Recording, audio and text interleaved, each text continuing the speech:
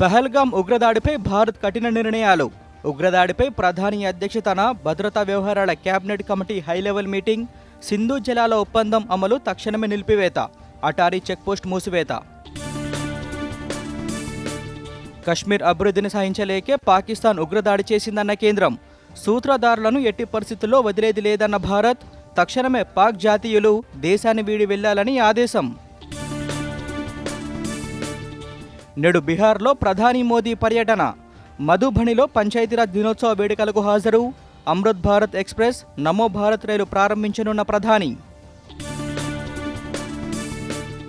దేశ ప్రయోజనాల విషయంలో రాజీ పడబోమన్న కేంద్ర మంత్రి కిషన్ రెడ్డి.